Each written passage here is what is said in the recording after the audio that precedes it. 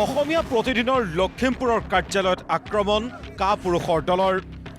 মুখ্যমন্ত্ৰীৰ উচতনিতে দুষ্কাৰ্য সংঘটিত হোৱাৰ অভিযোগেৰে ৰাজনৈতিক মহলত ব্যাপক প্ৰতিক্ৰিয়া শুকুৰবাৰে পুৱতি নিশা অসমীয়া প্ৰতিদিনৰ লখিমপুৰৰ কাৰ্যালয়ত দুৰ্বৃত্তই আক্ৰমণ কৰা ঘটনাই ৰাজ্যৰ ৰাজনৈতিক মহলত খলকনি তুলিছে মুখ্যমন্ত্ৰী ডক্টৰ হিমন্ত বিশ্ব শৰ্মাই প্ৰতিদিন গোষ্ঠীক মুকলিকৈ ভাবুকি দিয়াৰ মাত্ৰ কেইঘণ্টামানৰ পিছতে এই ঘটনা সংঘটিত হোৱাৰ পিছত মুখ্যমন্ত্ৰীলৈ সন্দেহৰ আঙুলি কংগ্ৰেছৰ গৃহ বিভাগটো তেওঁ নিজৰ ব্যক্তিগত সেনা বাহিনীৰ দৰে চলায় য'ত তেওঁলোকে দেশ আমাৰ অসমৰ ভিতৰত যদি কাৰোবাক শত্ৰু হিচাপে বাছি লয় গুণ্ডা বাহিনী পঠাব আৰক্ষীসকলক নিমাত থাকিবলৈ আমাৰ এটা বিশেষ বাতৰি কাকত শিৱসাগৰত জ্বলাই দিয়া গৈছিল কি একশ্যন হ'ল বেলেগ এটা চেনেলৰ সাংবাদিকক তেওঁ ভুৱা অভিযোগত তেওঁলোকৰ আৰক্ষীসকলে জেললৈ পঠাই দিলে আৰক্ষীৰ মানে ওপৰত নিৰ্ভৰ হয় গৃহ বিভাগৰ ওপৰত নিৰ্ভৰ হৈ ইমান বাহাদুৰি দেখুওৱা ভাবুকি দিয়া মই ভাবোঁ তেখেতৰ যোগ্যতা যে নাই প্ৰদেশখন চলাবলৈ বাবে এইটো আমি গম পাইছোঁ আৰু মুখ্যমন্ত্ৰী ডাঙৰীয়াই এটা সময়ত নিজকে পগলা কুকুৰৰ লগত তুলনা কৰিছিল আৰু তেখেতৰ এই 2024 চনৰ ষ্টেটমেণ্টটো মই এতিয়া মনত পেলাবলৈ বাধ্য হৈছোঁ যেহেতু উন্মাদ কুকুৰৰ দৰে এটা আচৰণ তেখেতৰ এই সময়ছোৱাত দেখা পাইছোঁ যেতিয়া নিৰ্বাচনৰ সময়ত তেখেতৰ ওপৰত বিভিন্ন অভিযোগ আহিলে আৰু সেই অভিযোগৰ তেখেতে যেনেধৰণৰ প্ৰত্যাহ্বান জনাব লাগে সেই প্ৰত্যাহ্বান জনাব নোৱাৰি সেইসমূহ বাতৰি পৰিৱেশন কৰা বিভিন্ন সংবাদ গোষ্ঠীৰ মালিক পক্ষকো আক্ৰমণ কৰিবলৈ তেওঁ এৰা নাই আৰু এনেকুৱা এছাম তেখেতৰ অন্ধভক্তক এনেধৰণৰ কাম কৰিবলৈ তেখেতেই উচতাইছে বুলি মোৰ বিশ্বাস হৈছে দোষীক কঠোৰ শাস্তিৰ দাবীৰে কাপুৰুষোচিত আক্ৰমণক সামাজিক মাধ্যমৰ জৰিয়তে ধিক্কাৰ দিছে অসম জাতীয় পৰিষদৰ সভাপতি লুৰিণজ্যোতি গগৈয়ে একেদৰে অসম জাতীয় পৰিষদৰ সাধাৰণ সম্পাদক জগদীশ ভূঞাই দোষাৰোপ কৰিলে মুখ্যমন্ত্ৰীক দুৰ্ভাগ্যজনক কথা যে গণতন্ত্ৰ চতুৰ্থ স্তম্ভ বুলি কোৱা সংবাদ জগতৰ বিশেষভাৱে প্ৰতিদিন গোষ্ঠীৰ প্ৰতি যিটো আক্ৰোশমূলক মনোভাৱ মুখ্যমন্ত্ৰী ডাঙৰীয়াই প্ৰদৰ্শন কৰি আছে দীৰ্ঘকালৰ পৰা তাৰ ফলশ্ৰুতিত অসমত এছাম ব্যক্তিয়ে কুকাৰ্যত সিদ্ধহস্ত এছাম ব্যক্তিয়ে এইটো কৰিবলৈ ইনস্পায়াৰ হৈ আছে তেওঁলোক উৎসাহী হৈ আছে যে প্ৰতিদিনৰ বিৰুদ্ধে ব্যৱস্থা আক্ৰমণ কৰিব লাগে কালি প্ৰতিদিনৰ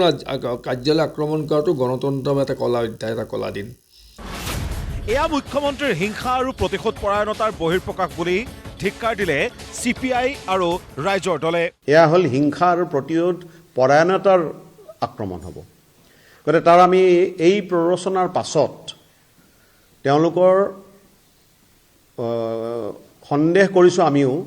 যে তেওঁৰ যিখিনি চেলা চামুণ্ড আছে মুখ্যমন্ত্ৰীৰ তেওঁলোকেই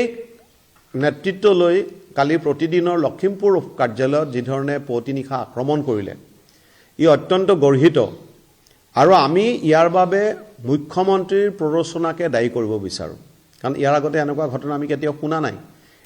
সংবিধানৰ চতুৰ্থ স্তম্ভৰ ওপৰত যিটো এই আক্ৰমণ আৰু যোন দুৰ্বৃত্তই এই লখিমপুৰ সংস্কৰণৰ যিটো কাৰ্যালয় তাত অগ্নিসংযোগ কৰিছে তীব্ৰ গৰিহণা জনাইছোঁ ৰাইজৰ দলৰ ফালৰ পৰা আৰু দ্বিতীয় কথাটো হৈছে মুখ্যমন্ত্ৰীয়ে দীৰ্ঘদিন ধৰি প্ৰতিদিনক আক্ৰমণৰ লক্ষ্য কৰি লৈছে কিন্তু বিশেষভাৱে যোৱাকালি মুখ্যমন্ত্ৰীয়ে প্ৰতিদিন গোষ্ঠীক লৈ যি ধৰণৰ বক্তব্য ৰাখিছে যে চৰকাৰত আহিলে এয়া কৰিম এয়া ব্যৱস্থা ল'ম 2 বছৰৰ কাগজ ওলোৱাৰ পিছত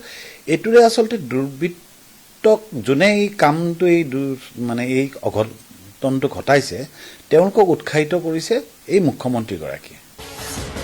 আৰক্ষীক নিৰপেক্ষ হোৱাৰ আহ্বান জনালে পূব গোৱালপাৰা সমষ্টিৰ বিধায়ক AK ৰচিদ আলমে এতিয়ালৈ পুলিচ প্ৰশাসন যদি নিৰপেক্ষ নহয় এতিয়া চৰকাৰ নাই নহয় চিফ মিনিষ্টাৰ নাই নহয় তেওঁৰ ডিৰেকশ্যনৰ কামবিলাক কৰিব নালাগে মই এতিয়াও কৈছোঁ পুলিচ আপোনালোকে নিৰপেক্ষ হওক কংগ্ৰেছ চৰকাৰে হ'লেও যে কংগ্ৰেছ পাৰ্টীয়ে যি ক'ব সেই শুনিবলগীয়া নহয় গতিকে নিৰপেক্ষ হওক তেওঁ কিন্তু মুখ্যমন্ত্ৰী খালি নামত আছে তেওঁৰ কোনো পাৱাৰ এতিয়া নাই গতিকে মই পুলিচ প্ৰশাসনে কওঁ আপোনালোকে নিৰপেক্ষ হওক সাংবাদিকসকলক ছেফ দিয়ক তেওঁলোকৰ বাক স্বাধীনতা যাতে খৰ্ব কৰিব কোনেও নোৱাৰে কংগ্ৰেছ নহয় BJP নহয় কোনো ৰাজনৈতিক দলে যেন কৰিব নোৱাৰে এই ছেফ দিয়া দায়িত্বটো পুলিচ প্ৰশাসনৰ একেদৰে সামাজিক মাধ্যমৰ জৰিয়তে গণতন্ত্ৰৰ চতুৰ্থ স্তম্ভৰ ওপৰত এনে আক্ৰমণক গৰিহণা দিছে ৰঙিয়াৰ কংগ্ৰেছ প্ৰাৰ্থী প্ৰাণজিৎ চৌধুৰীয়ে। তাৰ বিপৰীতে গণতন্ত্ৰৰ চতুৰ্থ স্তম্ভক আক্ৰমণৰ ঘটনাক সৰু সুৰা ঘটনা আখ্যাৰে বিষয়টোৰ পৰা মূৰ পুলুকা মাৰিলে ৰাজ্যিক বিজেপিৰ সভাপতি দিলীপ শইকীয়াই। নিৰ্বাচনত এনেকুৱা পৰিস্থিতি পৰিৱেশ নহ'লে ভাল বা হ'ব নালাগেই। শান্তিপূৰ্ণভাৱে ভোটদান হৈছে, এটা ক'ৰবাত মানে সৰু সুৰা ঘটনাই মানে অলপ পৰিৱেশটো বিনষ্ট কৰাৰ সুযোগ মানে এটা সুবিধা দিয়ে। সেইটো কাৰণে গোটেই গৰিহণা দিছোঁ, গোটেই কথাবিলাকৰ তদন্ত পুলিচে কৰিবই। ব্যুৰ ৰিপৰ্ট, প্ৰতিদিন টাইম।